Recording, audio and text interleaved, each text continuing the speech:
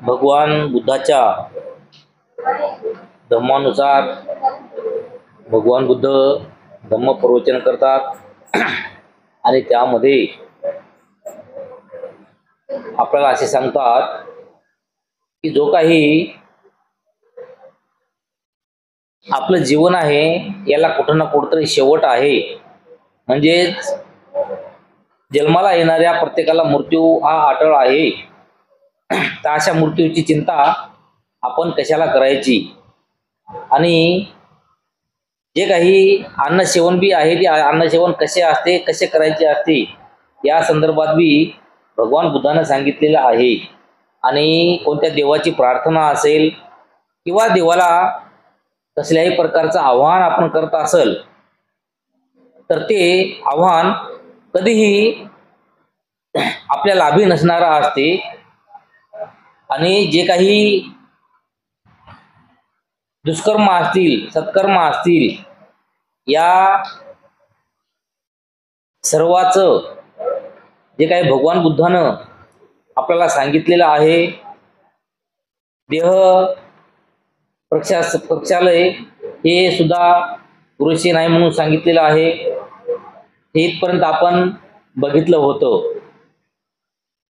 त्यानंतर जे काही आपलं जीवन आहे ते जीवन पवित्र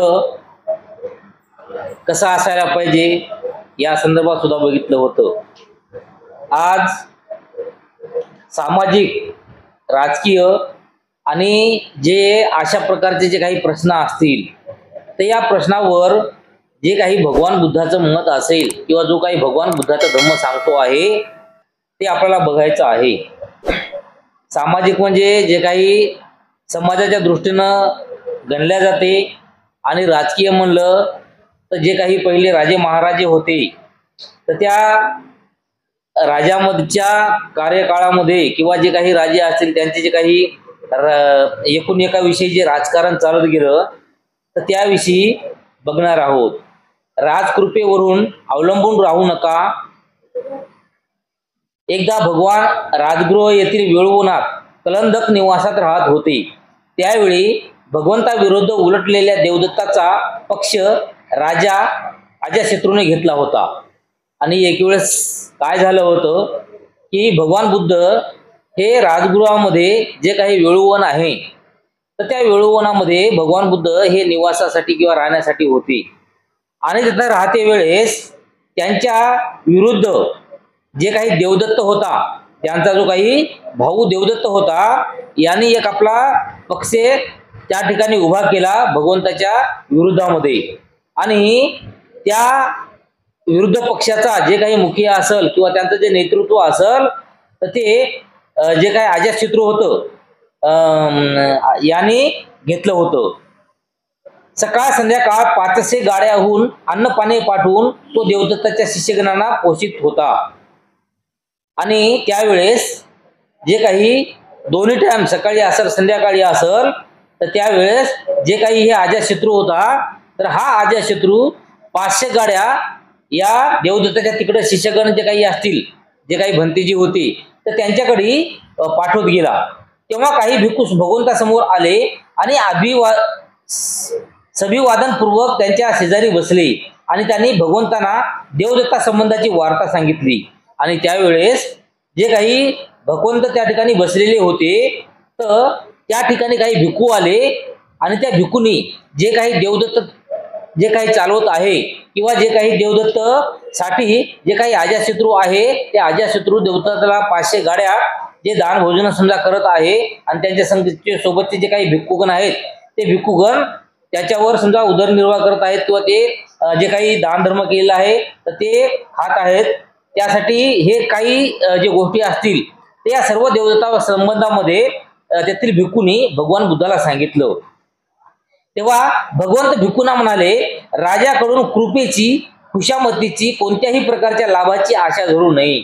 जोपर्यंत अजातशत्रू राजा देवदत्ताला सकाळ संध्याकाळ 500 गाड्यासह अन्न पात्रे भरून अन्न पुरवीत आहे तोपर्यंत देवदत्ताची अधोगतीच होत राहणार आहे आणि सन्मार्गात त्यांच्या प्रगतीची अपेक्षा करणे व्यर्थ आहे। आणि ज्यावेळी त्या भंतेजीनं भिक्खूनं जे काही भिक्खूगण असेल त्यांनी भगवान बुद्धाला सांगितलं की देवदत्त असा असा करत आहे. तर त्यावेळेस भगवान बुद्धांनी नम्र स्वरामध्ये म्हणलं की जो काही देवदत्ता करत आहे ते त्याचे त्याला करू द्या, त्यांच्याकडे तुम्ही लक्ष देऊ नका. आणि जो काही तो हा अशा प्रकारचा व्यवहार करत आहे तर यामुळं त्यांच्या सन्मार्गात किंवा त्यांच्याच प्रगतीमध्ये कोणत्याही प्रकारची त्यांची प्रगती होणार नाही, त्यांच्या जीवनामध्ये त्याची अधोगतीच होणार आहे. आणि जे काही सन्मार्ग आहेत तर त्या सन्मार्गामध्ये सुद्धा त्यांचा हे जे काही कार्यक्रम आहे किंवा जो काही करतो आहे तर तो त्याच्या जीवनामध्ये सन्मार्गामध्ये व्यर्थ होईल असं भगवान बुद्ध त्या ठिकाणी म्हणतात.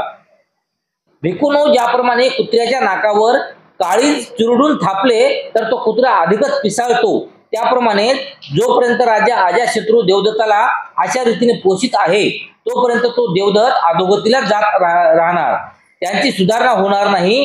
बंधूंनो, राजाची खुशामत कृपा यांच्यापासून होणारे लाभ हे भयदायक आहे.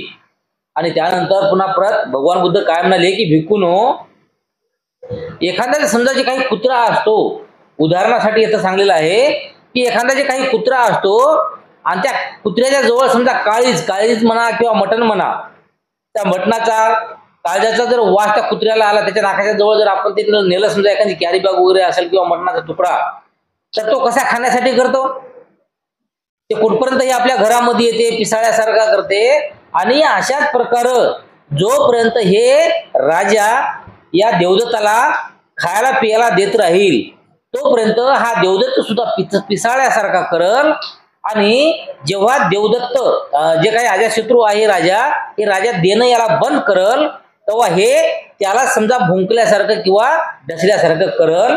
आणि अशामुळं जे काही राजा असते, आता राजा म्हणजे इथं राजकीय प्रभाव आला, राजकीय बोलणं आलं, तर जेथा राजा असते तर अशा राजाची काही खुशामत करायची किंवा काही कृपा करून घ्यायची किंवा त्यापासून काही होणारे लाभ घ्यायचे, राजापासून काही लाभ घ्यायचे. तर हे लाभ घेणं म्हणजे आपल्या जीवनामध्ये आपल्याला भयकारक आहे, आपल्याला भीती निर्माण करणार आहे असं भगवान बुद्ध म्हणतात. सर्वोच्च अशी अढळ शांती साधण्याच्या मार्गातील ते कटू आणि दुःखदायक असे अडसर आहे.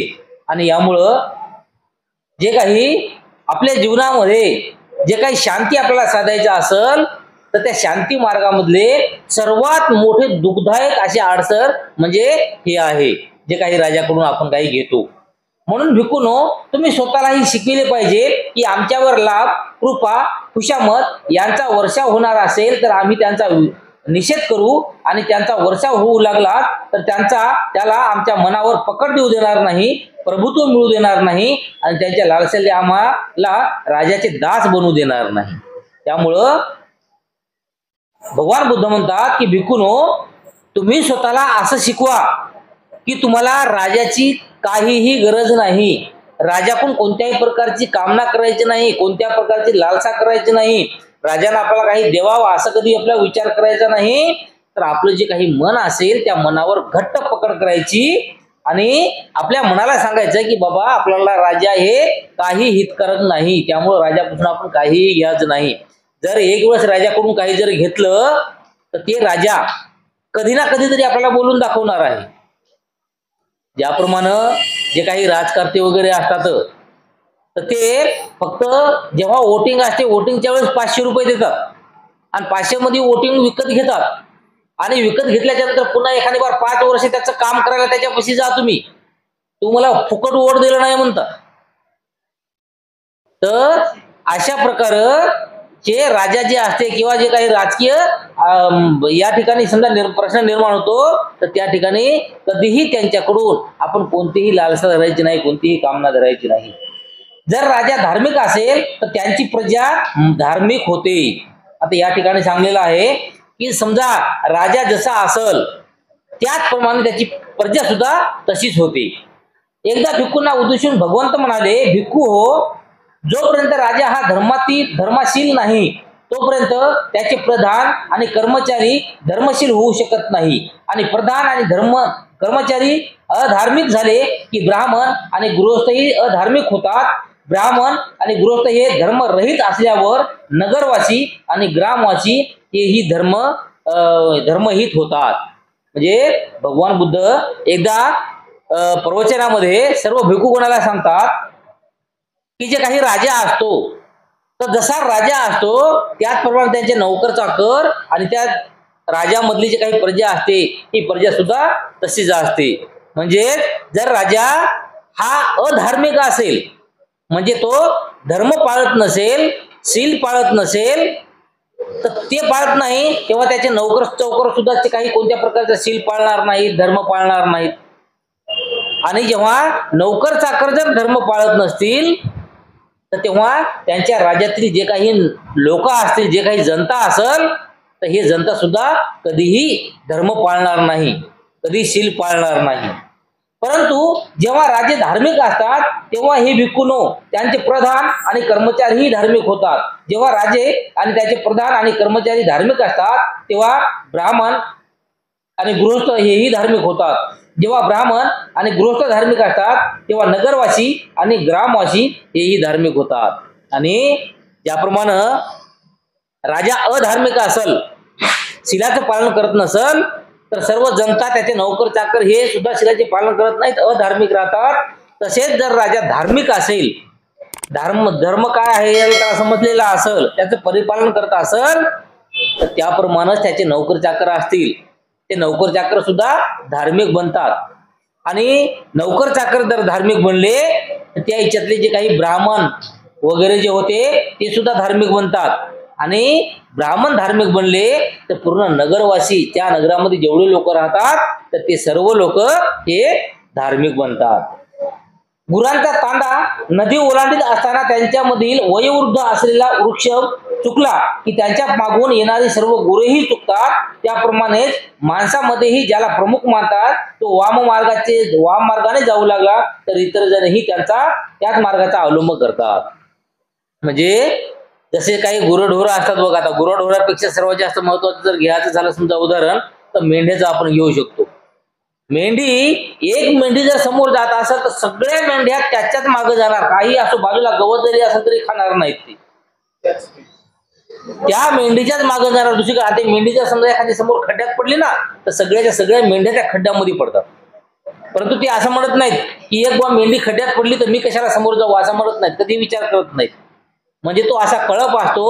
आणि अशाच प्रकारे जे काही राजा असेल किंवा एखादा जे काही चांगला मनुष्य असेल, जो हुशार आहे किंवा कोणत्या ना कोणत्या समजा वयानं मोठा असेल, मानानं मोठा असेल, तर तो व्यक्ती ज्याप्रमाणे समाजामध्ये वावरतो त्याचप्रमाणे ते समाज सर्व तसाच वावरण्याचा प्रयत्न करतो.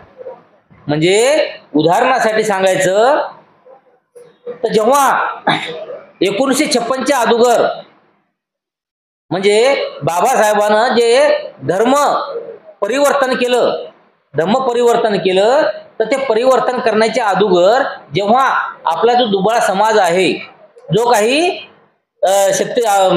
खालच्या दर्जाचा जे काही समाज आहे, शूद्र समाज जो आहे, तर हा समाजाला पुरेसे कपडे नव्हते, वाहायला पुरेसे लुगडे नव्हते. आणि जेव्हा एक वेळेस जेव्हा याच्याकडे आपल्या अकोल्याच्या तिकडे जेव्हा बाबासाहेबाची एक सभा होती, तर बाबासाहेबाची सभा होती त्यावेळेस त्या सभेला खूप सारी गर्दी जमली होती की बाबासाहेब येणार आहेत आणि सभा म्हणजे आपल्याला काही ना काही सांगणार आहेत, म्हणून खूप सारे लोक इथे आलेत. परंतु जेव्हा तिथं बाबासाहेब आले आणि बाबासाहेबांना जेव्हा समोर बघितलं तर तेव्हा जनता तर खूप आलेली आहे पण एकही बाई या सभेमध्ये हजर नाही. मग बाबासाहेबांना एका त्यांच्या सोबतच्या असलेल्या माणसाला, जे त्यांच्या सोबत होता, त्यांना विचारलं की बाबा इथं जी सभा आपण करतो या सभेला खूप सारे माणसं आलेले आहेत परंतु एकही बाई नाही, तर असं का?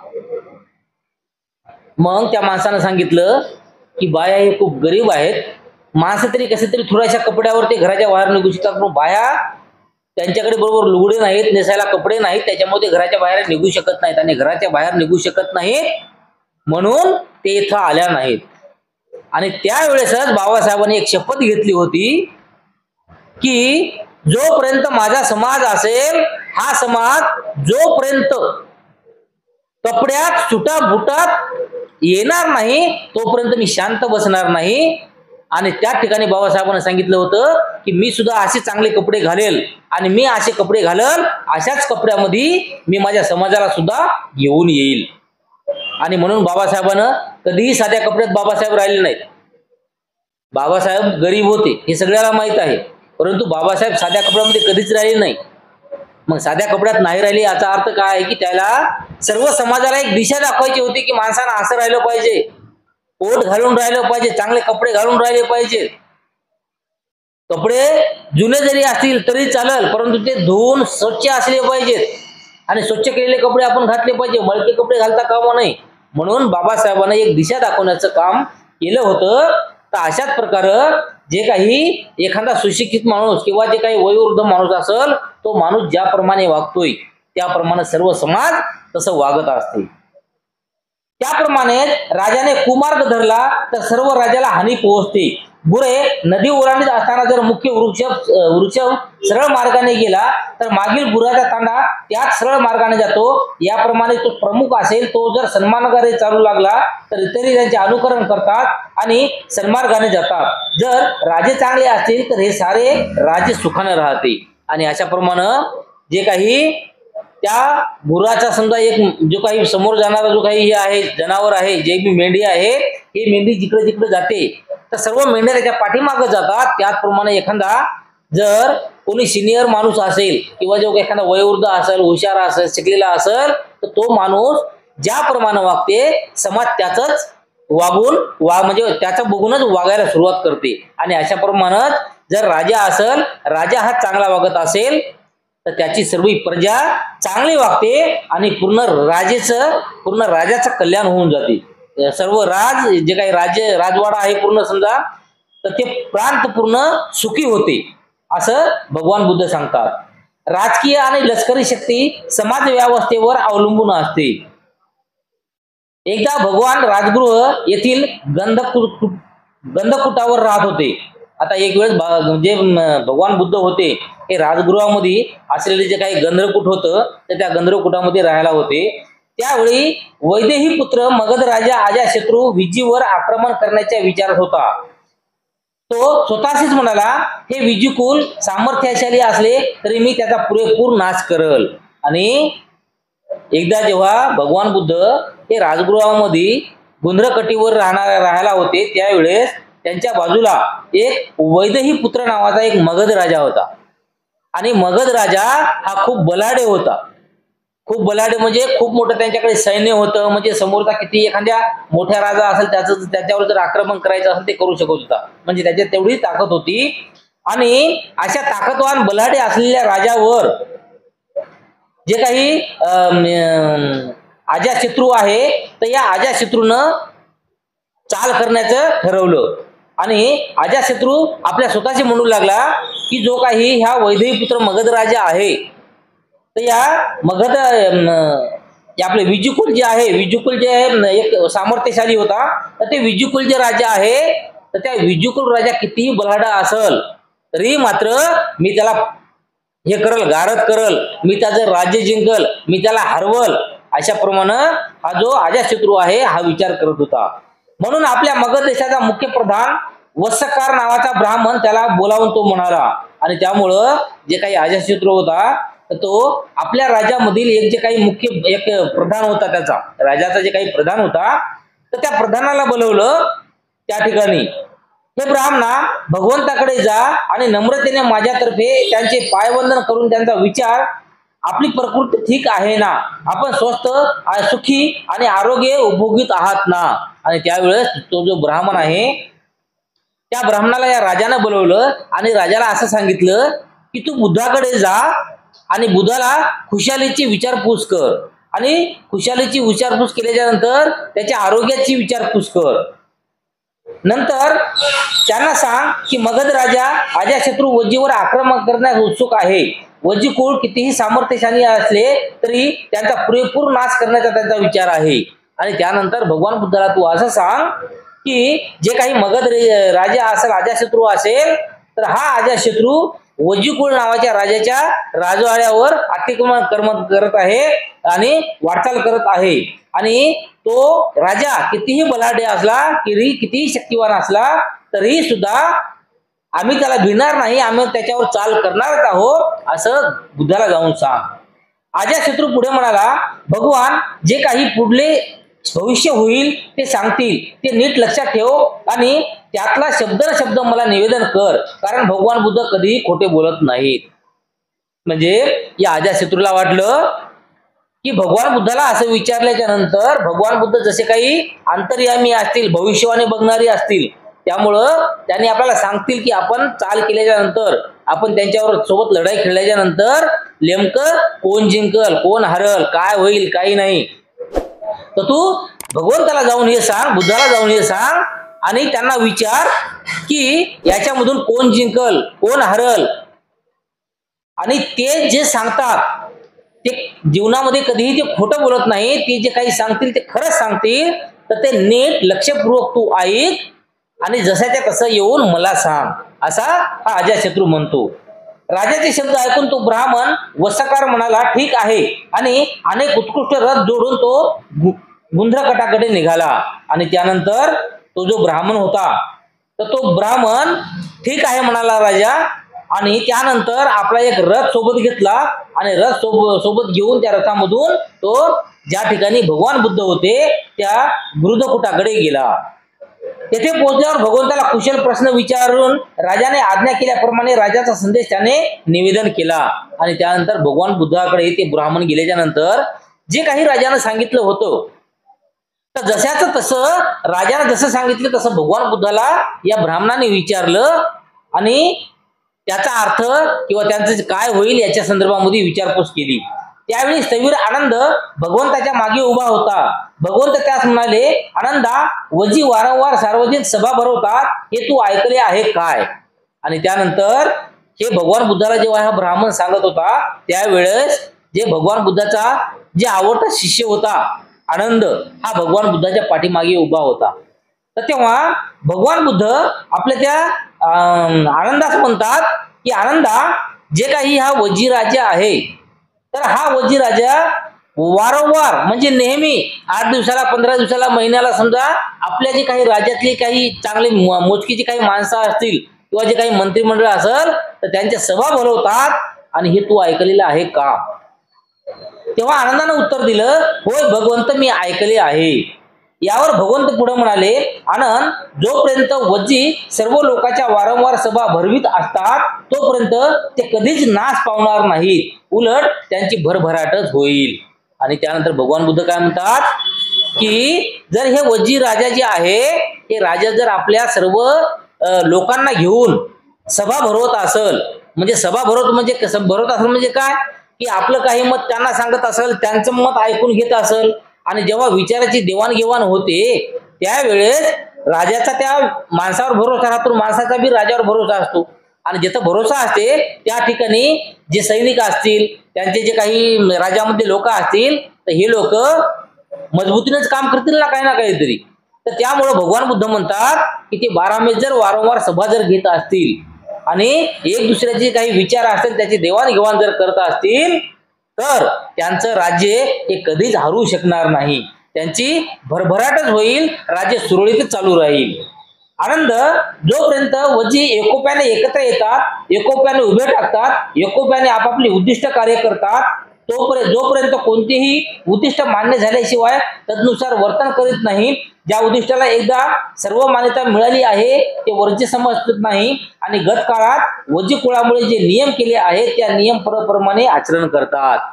त्यानंतर भगवान बुद्ध काय म्हणतात की हे जे वजी लोक आहेत, तर हे वजी लोक एकूण एकाचं ऐकून राहतात, एकोप्याने राहतात, सगळ्याला सांभाळून राहतात, आणि एकूण एकाचा विचार करून राहतात, आणि जे काही राजानं नियम बनवलेले असतील, जे काही वजीनं नियम बनवलेले असतील त्या नियमाचं उल्लंघन ते कधीच करत नाही। त्याच्यामुळे राजा जे सांगते ते सर्व ते लोक ऐकतात आणि त्याप्रमाणेच वागतात, आणि असं असल्या कारणानं जे काही त्यांचं राज्य आहे तर या राज्यावर कोणीही चाल करून गेलं, कोणीही अतिक्रमण करून गेलं, तरी सुद्धा तो राजा मागे येणार नाही, तो त्या समोर येणाऱ्यालाच पराजित करेल असं म्हणतो. जोपर्यंत ते वजी आपल्यामधील वृद्धांना मान देतात, त्यांची वाहवा करतात, त्यांचा आदर करतात आणि त्यांची सल्ला मसलत ऐकणे हे आपले कर्तव्य समजतात, त्याप्रमाणे जे काही आपल्या राजामधले जे काही वयोवृद्ध म्हणजे आता म्हातारे वगैरे झालेले, म्हणजे म्हातारे झाले म्हणजे कसं असते की त्याला 4 उन्हाळे जास्त बघलेले असतात. 4 उन्हाळे जास्त बघल्यामुळे त्यांना अनुभव असते नेमके की काय कसं करायचं, काय खाणं काय होते काय नाही, हे अनुभव असते. त्यामुळं तेथील सर्व लोक ही अशा वयोवृद्ध लोकांचे म्हणणे ऐकतात, त्यांच्याकडून सल्ला घेतात आणि त्यांच्यासोबत सल्ला मसलत करतात आणि त्यामुळं हे सर्व लोक जे काही आहे हे आपलं कर्तव्य त्या ठिकाणी पार पाडतात. जोपर्यंत आपल्या कुळातील कोणताही स्त्रीला अथवा कन्येला ते बळजबरीने डांबून ठेवित नाहीत आणि सामर्थ्याच्या जोरावर तिचे अपहरण करत नाहीत, म्हणजे तिथं कोणत्या महिलेवर सुद्धा कोणत्याही प्रकारचा अत्याचार होत नाही आणि एकूण एकासोबत सगळे चांगले राहतात. जोपर्यंत वजी धम्माला मान देतात आणि त्यांचे परिपालन करतात तोपर्यंत हे आनंदा वजी कुळातील अधोगती होणार नाही, उलट त्यांची भरभराटच होत राहील आणि कोणीही त्यांचा नाश करू शकणार नाही. आणि अशाप्रमाणे हे वजी लोक जे काही आहेत, जोपर्यंत तो धम्माला मान देतील आणि जोपर्यंत धम्म जो सांगतो त्याप्रमाणे तो परिवर्तन करतील किंवा ते आपल्या जीवनामध्ये त्याप्रमाणे परिपालन करतील, तोपर्यंत अशा या राजाला किंवा अशा या राजवाड्याला कोणी हरवू शकणार नाही आणि अशा राजाचं कधीही अधोगती होणार नाही. बारहमीस यांची प्रगतीच होत जाईल आणि सर्व राजे हे सुखानेच नांदू शकेल. सारांश, जोपर्यंत वरजी प्रजातंत्रावर विश्वास ठेवतील, प्रजातंत्रकाप्रमाणे आचरण करतील, तोपर्यंत त्यांच्या राजाला संकट स्पर्श करू शकणार नाही असे भगवंताने स्पष्ट केले. आणि याचा अर्थ असा आहे की जोपर्यंत तिथलं जे काही राजा आहे तर त्या राजा प्रजातंत्रेवर लक्ष ठेवतील. प्रजातंत्र म्हणजे जे काही लोकांचं राज, जे काही लोकांचं राज आहे त्या लोकांच्या राजावर जे काय तिथला राजा हा जोपर्यंत विश्वास ठेवते तोपर्यंत ते लोक बी राजावर विश्वास ठेवतील आणि तोपर्यंत ते चिकाटीने राहतील, एकोप्याने राहतील. म्हणून त्यांचं जे काही अधोगती व्हायचं समजा ते कधीही होणार नाही, नेहमी त्यांच्या जीवनामध्ये प्रगती होत राहील. नंतर भगवंत वत्सकराला उद्देशून म्हणाले, हे ब्राह्मणा, मी वैशाली येथे वज्जीकुळात राहत असताना त्यांच्या कल्याणात ह्या वरील अटी कशा आवश्यक आहेत हे त्यांना शिकविले. आणि त्यानंतर भगवान बुद्धानं तो जो ब्राह्मण आला होता, राजाचं जे काही म्हणणं ऐकून इकडे सांगायला आला होता, तर त्या राजाला त्या ब्राह्मणाला भगवंत म्हणतात की हे ब्राह्मणा, आम्ही जेव्हा त्या ठिकाणी वज्जीकुळामध्ये जेव्हा एकदा राहायला गेलो होतो, तिथं काही दिवस राहिलो होतो, त्यावेळेस तिथल्या लोकांना आम्ही ही गोष्ट अशी समजून सांगितली की एकोप्यानं राहायला पाहिजेत, धम्माचं पालन करायला पाहिजेत आणि आम्ही त्याला जे सांगितलं त्याने तसंच आतापर्यंत मानलेलं आहे आणि त्याप्रमाणेच आतापर्यंत ते वागत आहे आणि त्यामुळं त्यांचं जे काही जीवन आहे ते जीवन सुखमय आहे असं भगवान बुद्ध सांगतात. तेव्हा तो ब्राह्मण म्हणाला, तर मग वज्जी जोपर्यंत या वहिवाटीचे परिपालन करीत आहेत तोपर्यंत त्याची अधोगती न होता त्यांचे कल्याणात व वृद्धिगत होणार असे आम्ही मानायचे. तर हे गौतमा, मगध राजाला वजीचा पाडाव करता येणार नाही असे तुझे म्हणणे दिसते. आणि त्यानंतर तो जो ब्राह्मण आहे तर ते ब्राह्मण भगवान बुद्धाला काय म्हणते की भगवंत, तुमचं जे काही म्हणणं असं आहे की जे वजी लोक आहेत ते वजी लोक अशा अशा पद्धतीने वागतात, धर्माचं पालन करतात, याचा अर्थ त्यांना कोणी हरवू शकत नाही. मग तुमचं असं म्हणणं आहे का की जे काही अजातशत्रू आहे तर हे राजानं त्या राजावर चाल केल्याच्या नंतर याच राजाची अधोगती होईल किंवा यांचाच नाश होईल किंवा हे जिंकणार नाही, असं तुमचं म्हणणं आहे की काय, असं तो ब्राह्मण विचारतो. असे बोलून वत्सकार उठून राजगुरू येथे आपल्या राजाला भगवंताचे शब्द सांगायला निघून गेला. आणि असं बोलणं झाल्याच्या नंतर तो ब्राह्मण उठला आणि जे काही भगवंतानं सांगलेलं आहे तर तसंच तसं त्या अजातशत्रू राजाला सांगायला तो ब्राह्मण निघून गेला. युद्ध हा चुकीचा मार्ग आहे. एकदा मगध राजा अजातशत्रू याने आपले अश्वदळ पायदळ गोळा करून पशनंदी राजाच्या काशी विभागावर स्वारी केली आणि पशनदीने ही स्वारीचा वृत्तांत ऐकून घोडदळ पायदळाचे सैन्य जमविले आणि तो अजातशत्रूला तोंड द्यावयास निघाला। आणि एक वेळेस जे काही अजातशत्रू होता तर हा अजातशत्रू आपल्या बाजूला असलेला जे काही पशनदी राजा होता त्या पशनदी राजावर अतिक्रमण करण्यासाठी किंवा चाल करण्यासाठी गेला होता। आणि त्यांचं म्हणणं असं होतं की हा पशनदीचे जे काही राज्य असेल हे राज्य आपण हिरावून घेऊया, म्हणून यानं त्याचा स्वारी केली। आणि जसं यानं स्वारी केली तेव्हा तो जो पशनदी जे काही होता तर हे बी कमी नव्हता, तर त्याने काय केलं माहिती आहे का, आपले पूर्ण जे काही घोडे असतील जे काही सैनिक असतील ते सर्व बाहेर काढले आणि त्याला तोंड द्यायला समोर निघाला। या दोन्ही सैन्याचे युद्ध झाले। अजातशत्रूने राजा पशनदीचा पराभव केला आणि पशनदी शेवटी आपली राजधानी श्रावस्ती येथे माघार घेऊन राहिला। आणि अशाप्रमाणे दोघांमध्ये खूप मोठं युद्ध झालं आणि युद्ध झाल्याच्या नंतर त्या युद्धामध्ये जे काही अजातशत्रू होता तर या अजातशत्रूने पशनदीचा पराभव केला, म्हणजे त्याला हरवलं। आणि हरवल्याच्या नंतर हा पशनदीचा राजा होता तर हा राजा शेवटी जे काही श्रावस्ती होती या श्रावस्तीमध्ये राहायला आलेला होता। श्रावस्तीमध्ये राहणारे भिक्खू भिक्षाटन करून परत आले आणि त्याने भगवंताला त्या दोन राजाचे युद्ध आणि पशनदीची माघार या संबंधीचे वृत्त सांगितले। आणि त्यानंतर त्या ठिकाणी जे भगवंत राहायला होते श्रावस्ती नगरला, तर तिथं जेव्हा भगवंत भिक्षाटनासाठी गेले होते, भिक्षा म्हणजे आपले ते दानपात्र वगैरे असेल भिक्षाटनासाठी गेले होते आणि भिक्षाटन करून आपल्या जिथं राहायचे त्या ठिकाणी वापस आले, तर वापस आल्याच्या नंतर तिथल्या काही भिक्खूने हा प्रकार जो काही आहे पशनदीचा आणि अजातशत्रूचा ते सर्व प्रकार भगवान बुद्धाला त्या भिक्खूंनी सांगितला। भगवान म्हणाले, भिक्खू हो, मगध राजा अजातशत्रू म्हणजे जगातील साऱ्या दुष्टपणाचा ठेवा आहे। उलट राजा पशनदी हा जगातील चांगुलपणाचा मित्र आहे। सध्या तरी पशनदी राजाला पराभूत मनुष्य म्हणून दुःखात रात्र काढावी लागणार आहे। आणि त्यानंतर भगवान बुद्ध काय म्हणतात की जो काही हा अजातशत्रू नावाचा जो काही राजा आहे तर हा राजा साऱ्या दुष्टपणाचा एक ठेवा आहे, म्हणजे एकदम कपटी आहे, दुष्ट आहे। आणि याच्या उलट जे काही पशनदीचा राजा होता तर हा पशनदी राजा मात्र चांगुलपणाचा मित्र आहे आणि त्यामुळं सध्या आता ते हरलेला आहे, त्यामुळं काही वेळ का होईना सध्या तरी पशनदीचे काही राजा आहे या राजाला पराभव मानून या दुःखामध्येच आपले काही दिवस काढावं लागतील, रात्र काढावं लागल असं भगवान बुद्धाने सांगितलं। विजयातून द्वेष जन्मास येतो, जिताला दुःखात काळ कंठावा लागतो, परंतु जो शांत आहे आणि क्रोध रहित आहे तो सुखात राहतो, कारण अशा माणसाच्या गावी जय आणि पराजय यांची वार्ताच नसते। आणि त्यानंतर भगवान बुद्ध काय म्हणाले की जरी समजा एखाद्या राजानं विजय जिंकलेला आहे, विजय केलेला आहे स्वतःचा, तरीही अशा विजयामधून त्याला फक्त द्वेषच निर्माण होणार आहे, त्याच्यापाशी द्वेष दुसरं काहीच नाही। परंतु जे काही दुःख आहे हे दुःख त्याला पूर्ण सोसावं लागणार आहे। आणि जोपर्यंत एखादा जो काही हरलेला माणूस असेल तर ते हरलेला का माणूस होईना त्याला शांत राहावं लागतं आणि क्रोधरहित राहावं लागतं। आणि क्रोधरहित आणि शांत जर राहिलं तर जे काही येणारी वेळ आहे ही वेळ कधी ना कधी जाणार आहे असं तो विचार करतो आणि तो सुखामध्ये राहतो, सुखात राहतो। म्हणजे जे काही समजा माझं होतं नव्हतं काही नाही, समजा कोणत्या गोष्टीची समजा खंत नाही म्हणायची, जे आहे ते आहे, जे नाही ते नाही। त्याच्यामुळं हरलो कुठं तर त्याच्यामध्ये हार नाही म्हणायची, व ठीक आहे काल माझी बारी होती आज त्याची बारी आहे।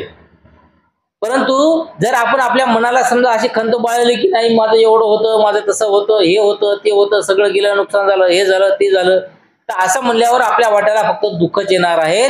त्यामुळं म्हणजे म्हणण्याचा उद्देश एकच की माणसानं समाधानी असायला पाहिजे। पुन्हा असे घडले की त्या दोन राजांचे पुन्हा युद्ध जुंपले, परंतु त्या युद्धात कौशल राजा पशनदी याने अजातशत्रूचा पराभव करून त्याला जिवंत पकडले। तेव्हा राजा पशनदीने स्वतःशी विचार केला की मी ह्याच्या वाटेत गेलो नसतानाही हा राजा माझ्या पुतण्या असूनही मला त्रास देतो। आता मी त्यांचे सर्व सैन्य, हत्ती, घोडे, रथ आणि पायदळ ताब्यात घेऊन त्याला केवळ आपल्या जीवानिशी सोडून दिले तर, आणि त्याप्रमाणे पशनदी राजा करतो। आणि ज्याप्रमाणे भगवान बुद्धाने सांगलं होतं त्याप्रमाणे पशंद्री राजानं राहण्याचे ठरवलं. ते शांत राहायला, कोणत्याही प्रकारचा राग नाही केला. आणि कालांतरानं एक दिवस असा निघाला की परत एकदा या दोघांचं राजाचं युद्ध झालं. आणि त्या युद्धामध्ये मात्र या पशंद्री राजानं अजातशत्रूचा पराभव केला उलटा. आणि पराभव करून त्याच्यानंतर यानं विचार केला की जेव्हा मला कुठंतरी यानं हरवलं होतं आणि याचा एक बदला म्हणून समजा मी माझ्या मनात जर ठेवल तर माझ्यात त्याच्यामध्ये काहीही फरक राहणार नाही. त्यामुळं मी फक्त त्यांचं जे काही सैन्य असेल ते सैन्य मी माझ्या सैन्यामध्ये सामील करतो. त्याचे जे काही घोडे असतील ते घोडे मी माझ्या घोड्यामध्ये सामील करतो. आणि याला कोणत्याही प्रकारे जीवे न मारता, म्हणजे त्याला पकडलं होतं राजाला, तर त्याला कोणत्याही प्रकारचे जीवे न मारता किंवा कोणत्याही प्रकारचे त्याला दुखापत न करता त्याला मी जिवंत सोडेल, असं त्या पशंद्री राजानं ठरवलं. श्रावस्तीमध्ये भिक्षाटन करून परतलेल्या भिक्खूंनी ही वार्ता भगवंताच्या कानावर घातली. त्यावर भगवंत म्हणाले, माणूस आपल्या स्वार्थासाठी दुसऱ्याला लुटतो, परंतु जेव्हा दुसरे त्याला लुटतात तेव्हा तो लुटला गेलेला मनुष्य परत दुसऱ्याला लुटण्याची ईर्ष्या धरतो. आणि अशाप्रमाणे जे काही हे झालेलं प्रकरण परत भगवान बुद्धाला तेथील त्यांच्या शिष्याने किंवा भिक्खूंनी त्यांना सांगितलं. आणि भिक्खूंना सांगितल्याच्या नंतर भगवंतांनी त्या ठिकाणी असं म्हणलं की याच्यासाठी प्रत्येकाने धीर धरला पाहिजे, शांत राहिलं पाहिजे आणि राग कधीही केला नाही पाहिजे. आणि एखादा माणूस जर असेल तर तो एखादा माणूस जर लुटायचे प्रयत्न त्याचे असतील तर ते एकाकडून समजा आपण स्वतः लुटल्या गेला किंवा दुसऱ्याने त्याला जर हरवलं तर त्याचं मन त्याचं समाधान होत नाही, ते कोणत्या तरी तिसऱ्या माणसाला लुटायला जाते. अशा प्रमाणे भगवान बुद्धानं सांगितलं. आणि तशा लुटारू माणसाच्या जीवनामध्ये सध्या ईर्ष्या असते किंवा सध्या बारहमेश काही ना काहीतरी याला लुटायचं त्याला लुटायचं अशा प्रकारचं मन त्याचं असते. जोपर्यंत पापाचे फळ पक्व झाले नाही तोपर्यंत मूर्खाला सदैव वाटते मला पाहिजे ती सुवर्ण संधी आता येणार, परंतु जेव्हा कर्माचे फळ भोगण्याची वेळ येते तेव्हा केल्या पापाबद्दल भय वाटू लागते. आणि भगवान बुद्ध सांगतात की जे काही आपण पाप करतो तर हे जे काही पाप करतो त्या पापाचं जोपर्यंत फळ आहे परिपक्व होत नाही तोपर्यंत आपल्याला त्याचं काही सुखदुःख बघायला भेटणार नाही किंवा त्याची जे काही चव आहे ते चव आपल्याला चाखायला भेटणार नाही. परंतु आपण असे जर पाप करत राहिलो तर कधी ना कधीतरी हा जो पापाचा घडा म्हणतात किंवा जे काही पापाचं फळ म्हणतात ते परिपक्व होते आणि परिपक्व होऊन आपल्या जीवनामध्ये समोर ते येते, आपल्याला ते खावावं लागते. आणि त्यामुळं आपला समोरचं अख्खं जे जीवन आहे तर हे जीवन दुःखमय बनते. हिंसकालाही त्यांची हिंसा करणारा कोणीतरी भेटतो, जे त्याला जिंकणारा कोणीतरी निंपसतो आणि निंदकाला निंदक कोणी ना कोणी सापडतो. म्हणजे अशाप्रमाणे एखादा जर माणूस हिंसक असेल म्हणजे हिंसा करणारा, तर एखादा हिंसा करणारा जर असेल तर त्याला दुसरा कोणीतरी त्याची हिंसा करणारा त्याला भेटतो. किंवा एखादा नेता एखादा जे काही जिंकणारा माणूस असतो, म्हणजे प्रत्येक समजा आता एखादी काही कुस्ती असेल, कबड्डी असेल, क्रिकेट असेल, जे की खेळ होतात अशा खेळामध्ये एखादा माणूस हा जिंकणारा असतो, बारामी जिंकणारा असतो. तर अशा जिंकणाऱ्याला सुद्धा कधी ना कधी हारावं लागतं. एखादा तरी असा माणूस भेटते की ते याला हरवते.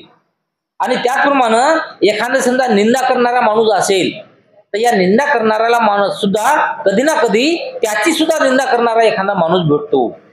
अशा रीतीने कर्मविपाकाने जो मनुष्य दुसऱ्याला लुटतो त्यावरही आपण स्वतः लुटला जाण्याची पाळी येते. आणि अशाप्रमाणे एखादा माणूस दुसरा कोणाला तरी लुटत असेल आणि लुटून त्याचं काही धन द्रव्य काही जे असेल ते आपण घेत असेल तर एक ना एक दिवस असा येणार आहे की याचं बी धन दौलत कोणी ना कोणीतरी लुटणारा तयार होणार आहे आणि हे सुद्धा लुटल्या जाणार आहे. तर याप्रमाणे भगवान बुद्धाचा धम्म सांगते. शांती स्थापन करणाऱ्या जेत्याची कर्तव्ये, जेव्हा जेता शांती स्थापन करण्याची सत्ता मिळवतो त्याबरोबर जित्यावर गुलामगिरी लादण्याचा नसला तरी त्यांचे अधिक मान खंडना करण्याचा अधिकार लागू लागतो. आणि ज्या वेळेस एखादा जे विजेता आहे, समजा एखादा राजा आहे आणि तो राजा जिंकला, समजा दुसऱ्याचं कोणतं समजा एखादा राज्य जिंकलं, तर जिंकल्याच्या नंतर त्यातलं जे काही लोक असतील, जे काही सैन्य असेल तर त्या सैन्यावर किंवा लोकांवर गुलामगिरी करतात. आपलं जे काही राजा आहे की आपल्या राज्यामधले जे काही लोक आहेत त्याप्रमाणे त्या लोकांना ते वागवत नाहीत तसे, तर त्याच्यावर ते गुलामगिरी करतात. आणि त्यामुळं त्या लोकांकडून अधिक जे काही टॅक्स असेल किंवा खंडणी असेल, मानखंडना असेल किंवा त्यांच्याकडून जे काही सारा म्हणतात पैसे वगैरे गोळा करायचे, तर जास्तीत जास्त पैसा गोळा करण्याचा प्रयत्न करतात. या विषयावर बुद्धाचे मत अगदी वेगळे आहे. त्यांच्या मते शांती स्थापन करणे याला काही अर्थ असेल तर जित्याच्या शांततेच्या काळाचा जित्याच्या कल्याणासाठी उपयोग करणे हे त्यांचे कर्तव्य आहे. परंतु भगवान बुद्धाचा जो काही धम्म आहे तर हा धम्म बिलकुल वेगळा आहे, याच्या उलट आहे. तर भगवान बुद्ध काय सांगतात की एखादा जर कोणी विजेता असेल तर त्या विजेत्यानं शांत राहिलं पाहिजे, संयमानं राहिलं पाहिजे. जशी आपली प्रजा आहे तसं त्या प्रजेला समजलं पाहिजे. आणि आपण आपल्या प्रजेच्या सुखासाठी काही कामं करतो तसेच त्या प्रजेच्या सुखासाठी सुद्धा आपण कामं केले पाहिजे, असं त्या राजाचं कर्तव्य ठरते. कारण तर ते यातला सुद्धा राज्य आहे आणि आता तिथलं राज्य जिंकल्यामुळे तिथलं सुद्धा राज्य आहे, तेव्हा त्याचं असं कर्तव्य ठरते की त्या लोकांचं सुद्धा कल्याण करायचं. आणि या विषयावर बुद्धाने भिक्खूंना उद्देशून असे म्हटले आहे. आणि अशा प्रकारे भगवान बुद्धांना आपल्या धम्म प्रवचनामध्ये भिक्खूला उद्देशून सांगितलेलं आहे. युद्ध विद्येत पारंगत असलेल्या माणसाने युद्धविराम झाल्यावर आपल्या अंगच्या ऋतूच्या अन्नग्रहण पूर्ववाने आणि उद्धटपणा विरहित दयाळू वृत्ती ह्या गुणाचा आविष्कार केला पाहिजे. आपण कोणी आर्दान आक्रमक नसून घरच्या सारखे वागणारे पाहुणे आहोत. इंद्रिय सुखाच्या आहारी न जाणारे, कुशाग्र बुद्धीचे वायफळ बडबड न करणारे, हाव धरून परधन हिरावून न घेणारे असे आहोत. असे आपले वर्तणुकीचे सिद्ध केले पाहिजे. लोक शाप देतील असे शुद्र आणि नीच वर्तन करून त्याने आपल्याला कमीपणा आणू नये. आता ज्याप्रमाणे राजानं त्या प्रजेसोबत करुणेनं वागायला पाहिजे, त्याप्रमाणे या राजाची काही जे सैन्य असेल, जे काही मंत्रिमंडळ असेल, तर या मंत्रिमंडळानं त्या सैन्यानं सुद्धा आता अगोदरचं युद्ध संपलं. मग युद्ध संपल्यावर काय करायला पाहिजेत? ज्या वस्त्रानं समजा आपण जे बी काही त्याचे अस्त्र असतील त्याने आपण जे लढाया खेळल्या, तर ते आता युद्ध संपल्याच्या नंतर ते त्यांचे अस्त्र त्यांनी ठेवून द्यायला पाहिजेत. ठेवून देऊन ते जे काही लोक आहेत ते लोक आता आपलेच आहेत, आपलेच बंधुभाव झालेले आहेत, त्याच्यामुळे त्यांच्यासोबत प्रेमानं वागायला पाहिजेत. तर अशा प्रमाणे भगवान बुद्धानं सांगितलं तर त्यांच्या समोर प्रेमानंच वागलं पाहिजे, किंवा आपण त्यांच्यासोबत वैरभावानं जर वागलं तर हे आपला शुद्रपणा आहे किंवा नीच वर्तन आहे, असे भगवान बुद्ध सांगतात. सर्व प्राणी मात्रांना सुख समृद्धी आणि शांतता लाभो. सबळ दुर्बळ लहान मोठे प्राणी मात्र शांततेचा सदैव उपभोग घेत राहोत. दृश्य अदृश्य जवळचे दूरचे जात अजात जीव शांतीचा उपभोग घेवोत अशी वृत्ती जेत्याने राखली पाहिजे. आणि त्यानंतर भगवान बुद्ध काय सांगतात की अशा प्रकारचा जे विजय मिळवला सैन्य असेल, राजा असेल, जे बी काही असेल, तर त्याने जे काही आपली दयाळू वृत्ती आहे, जी करुणामय वृत्ती आहे, तर ती वृत्तीमध्ये राहिलं पाहिजे. आणि त्या वृत्तीमुळं जसे हे बांधव आपले आहेत, जे सुखाने राहण्यासाठी आपण धडपड करत आहोत, किंवा आपल्या राज्यासाठी आपण राजाने सांगल्याबरोबर त्यांचा आदेश ऐकून त्या राज्यावर चाल करण्यासाठी गेलेले आहोत, परंतु ते राज्य आता आपलं झालेलं आहे, म्हणून ते सुद्धा बंधुभाव आपलेच आहेत. त्याच्यामुळं त्यांच्या सोबत सुद्धा आपण आपुलकीने वागायला पाहिजे, ना की तिरस्कारानं. आणि अगोदर युद्ध झाले तर युद्ध संपलं, आणि जे काही तिरस्कार आहे ते तिरस्कार बी संपला. आता बंधुभावानं वागलं पाहिजे, जे काही त्यांचं कल्याण करण्यासाठी वागलं पाहिजे, त्यांच्या जीवनाचं कल्याण करण्यासाठी वागलं पाहिजे, त्यांची काही जे जीव आहे ते त्यांच्या जीवाला शांती मिळण्यासाठी वागलं पाहिजे, किंवा त्यांच्या लोकातले काही लोक समजा युद्धामध्ये जखमी झालेले असतील, बिमार झालेले असतील, तर अशा लोकांचा विलाज या लोकांनी आपण होऊन समोर जाऊन करायला पाहिजे, असं भगवान बुद्ध म्हणतात. कोणालाही आपल्या बांधवाची खुशामत करण्याची अथवा त्यांचा उपमर्द करण्याची आणि कोणाला तुरुंगात डांबण्याची अथवा द्वेष करण्याची पाळी जेत्याने येऊ देऊ नये. आणि अशाप्रमाणे जरीही या युद्धामध्ये ते आपले प्रतिस्पर्धक होते, आपले जे दुश्मन होते, तरी पण आता जिंकल्याच्या नंतर ते आता आपले बंधू झालेले आहेत, आणि त्यामुळं आपण त्यांना कोणत्याही प्रकारची शिक्षा नाही द्यायला पाहिजे, किंवा त्यांना कोणत्याही प्रकारे एखाद्या तुरुंगात डांबून ठेवायला नाही पाहिजेत, असं भगवान बुद्ध सांगतात. म्हणजे त्याच्यासोबत आपुलकीचा व्यवहार, करुणेचा व्यवहार आपण केला पाहिजे. ज्याप्रमाणे माता आपल्या एकुलत्या एक मुलाला इजा पोहोचू नये म्हणून जपते, त्याप्रमाणे जेत्याने सर्व जीवन मात्रा संबंधी विवेक धरावा. विश्वासी वरच्या खालच्या भोवतालच्या साऱ्या देशाच्या प्राणी मात्रावर अंतःकरणपूर्वक प्रेम करावे. त्यांच्याविषयी मनाला द्वेषाचा स्पर्श होऊ देऊ नये. कोणत्याही प्रकारे दुसऱ्याच्या अंतःकरणात शत्रुत्व भावना निर्माण होईल असे काहीही कृत्य करू नये. आणि अशाप्रमाणे जे काही विजेते लोक असतील तर त्या विजेत्या लोकांनी कधीही आपल्याला गर्व येऊ द्यायचा नाही. आणि जे हरलेले आहेत आपल्याकडून त्याला आपल्या बंधुभावाप्रमाणे प्रेम दिलं पाहिजे, त्यांना आपलंसं केलं पाहिजे. आणि त्याचप्रमाणे जे काही तिथले जीवजंतू असतील, जे काही प्राणी पक्षी असतील, जे काही माणसं असतील, त्यांच्याविषयी जे काही आपुलकीचं किंवा एखाद्या जिव्हाळ्याचं जे काही नातं आहे ते नातं तयार केलं पाहिजे. आणि जे काही आपलं अंतःकरण आहे तर त्या अंतःकरणामधून त्यांच्यावर आपण प्रेम केलं पाहिजे.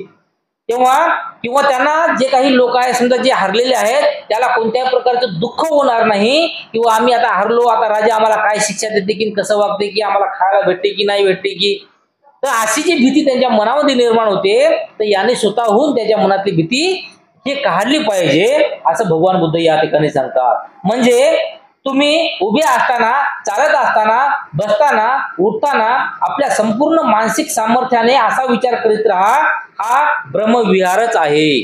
आणि भगवान बुद्ध शेवटी काय सांगतात की तुम्ही प्रत्येक कृत्य करताना, म्हणजे तुम्ही उठलेले असाल त्यावेळेस, बसलेले असाल त्यावेळेस, काही काम करत असाल त्यावेळेस, जेवण करत असाल त्यावेळेस, म्हणजे तुम्ही काही करत असाल प्रत्येक वेळी तुम्ही हेच विचार करायला पाहिजे की जे काही आता ते प्रतिस्पर्धी जे काही होते ज्याच्यावर आपण राज्य आता जिंकलेलं आहे तर ते लोक सुद्धा आता आपले बंधुभाव आहेत. त्यांना कधी बिमारी येऊ नये, त्यांचं कल्याण हो, त्यांच्या जीवनाचं कल्याण हो, अशा प्रकारे जे काही उद्गार आहे, जे काही मनभावना आहे हे आपल्या मनामध्ये निर्माण झाली पाहिजे. तरच आपलं सुद्धा जीवन कल्याणकारक होईल आणि त्यांचं सुद्धा जीवन कल्याणकारक होईल. आणि जे काही शत्रुत्व असते किंवा जे काही म्हणजे काही युद्ध असते तर अशा प्रकारे युद्ध केल्याने युद्ध शमत नाही किंवा शत्रुपणाच वागल्याच्या नंतर शत्रुत्व कमी होत नाही. तर आपला जर कोणी एखादा शत्रू असेल त्या शत्रूला प्रेमाने जिंकलं पाहिजे. आणि युद्धामध्ये कोणी हरलेले असतील त्याला सुद्धा आपण प्रेमाने जिंकलं पाहिजे असं भगवान बुद्धाचं जे काही धम्मप्रवचन आहे हे या ठिकाणी सांगितलेलं आहे. आणि अशा प्रकारे जे काही भगवान बुद्धानं जे काही हा धर्मग्रंथ सांगितला, जे काही याच्यामध्ये चौथा खंड सांगितलेला होता, तर या चौथ्या खंडामध्ये जे काही भगवान बुद्धाच्या काळातील सर्व काही प्रवचने होती, रोज दैनंदिन व्यवहारामध्ये जे काही प्रवचने होती तर त्याच्यातल्या बऱ्याचशा प्रवचनाचा भाग या चौथ्या खंडामध्ये लिहिलेला आहे आणि आपण ते बघितलेलं आहे. आणि आपण बघल्याच्या नंतर हे तुम्हाला समजलं सुद्धा असेल अशी अपेक्षा करून आज हा चौथा खंड संपलेला आहे. त्यामुळे आजचं जे वाचन आहे ते वाचन आपण या ठिकाणी थांबणार आहोत.